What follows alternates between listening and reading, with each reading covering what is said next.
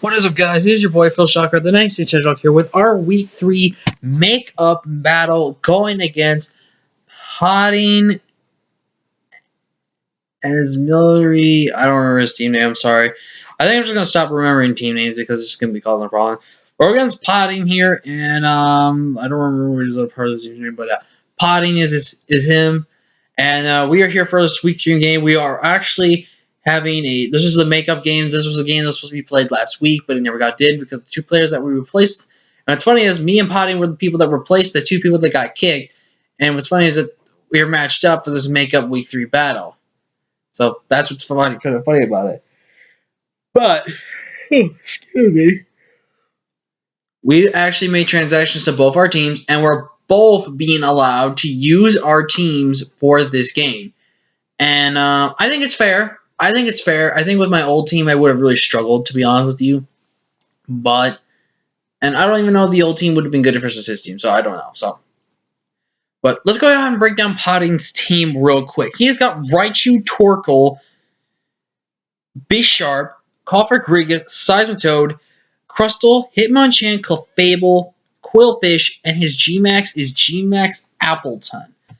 So, looking at this team doesn't scream, in my mind, threatening. It screams a little more of a bulky offense and very much trick room. So, his fastest mon is base 110, and the rest of his things really kind of based around base 70, but I'm not really counting. The only ones I count as speed worthy is just Bisharp and Hitmonchan, because let's face it, Seismitoad's not going to be speedy unless he runs on a mini rain with just itself, but on that. I don't see Clefable coming. I don't see Quillfish coming. Hitmonchan kind of makes sense. Kind of doesn't.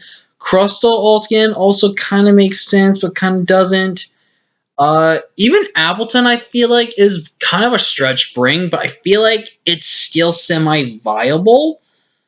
So I could potentially see it come in this matchup. Seismitoad for Stealth Rocks, Toxic, or Dual Stab and everything like that.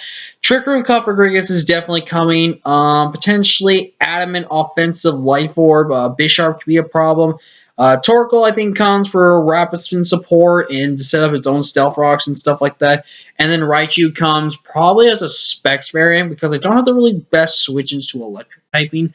Or is it going to be an Expert Bell Life Orb set potentially? So that's the team I'm predicting him to bring. Let's break down the team we have for you guys this week. First up is this. Alright, Quagmire here. Bringing that unaware, because he does have chances to potentially set up with some of his mons. Toxic Scald, Earthquake, Recover. The Dual Stab kind of just checks his team in, not checks, but keeps his team in check for a lot of the time. Recover is good for the fact that I can keep myself longevity. Unaware, so I can ignore any type of stat boosting that his team has. Max HP 28 and attack 36 Spadef and 192. This thing is primarily a Spadef bulky wall this week because most of his team is definitely Spadef. So the goal is to make sure we don't get this thing on Raichu, because Raichu then clicks Grass Knot versus my team. And I think he definitely will click Grass Knot versus my team over clicking Volt Switch every single time, just because it's a massive threat in that sense of regard. So this thing is going to be very tough to handle, so it's going to be an interesting sense of this. One way I pretty much just see, there's like roughly 4 ways I can potentially really see ourselves winning this match. One way is sub SD Garchomp, Haxorus. And I have never run sub Swords Dance before. And I think this is going to be a great set. We have enough speed to outspeed Jolly, Bisharp, and that's all we really needed, because Raichu doesn't touch me. Raichu can't touch me. I mean, it can, but it has to set up.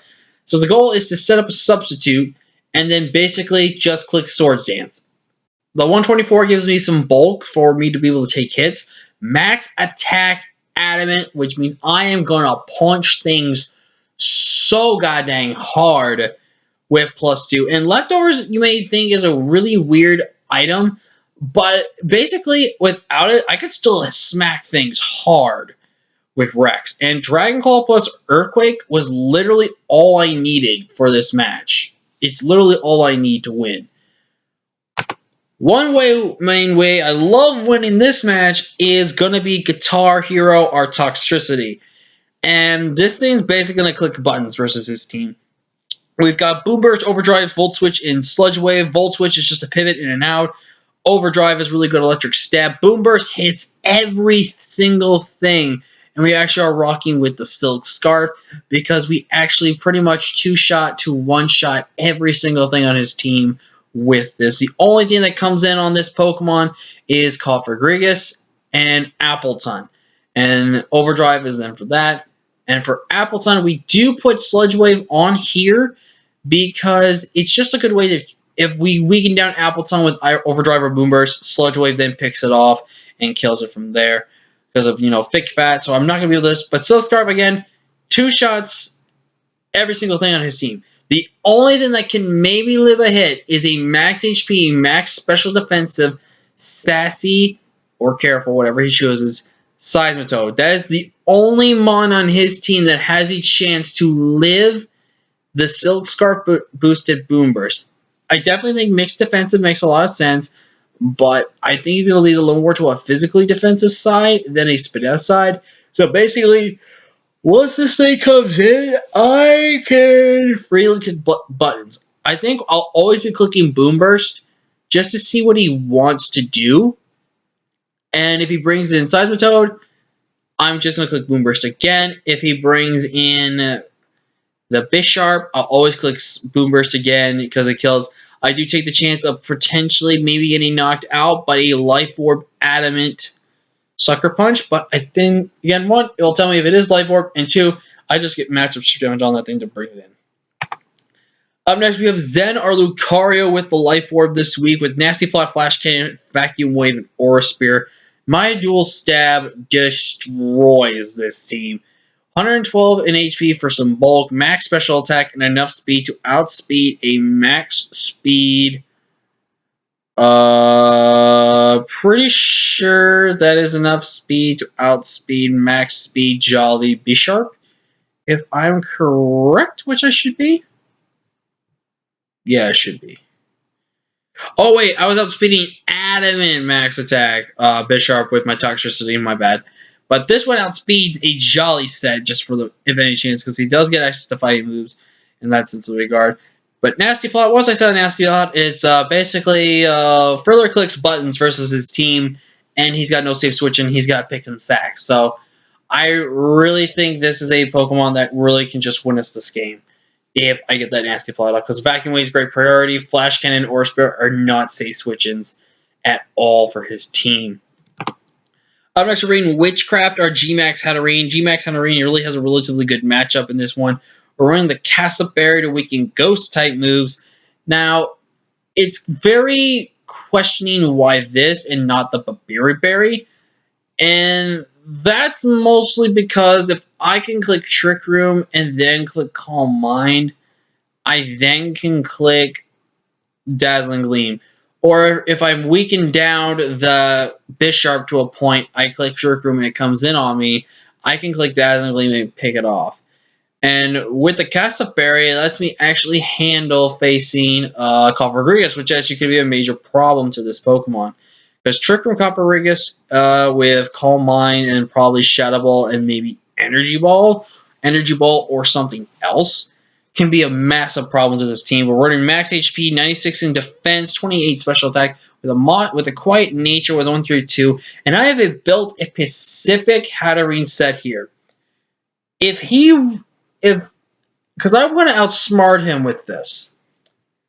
I'm running enough speed. I am running completely zero speed because I do outspeed a quiet nature Cofagrigus in Trick Room.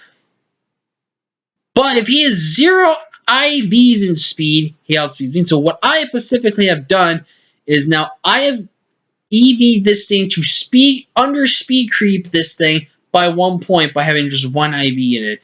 So I'm guaranteed slower than everything on his team. So that's going to be really hot. Tamale Sinister comes with the heavy duty boots with Coil Power, Bleach Life, and Fire Lash. These three moves just check his team. 136 HP, 120 attack with Adamant Nature, 136 defense, and 116 Spadef. This thing hopefully can just punch some holes for his team, but that's going to be the team, guys. I think we can pick up a really good win here. If not, it's alright. But that's going to be the team. Thank you guys so much for watching. I've been First Rocket Dog.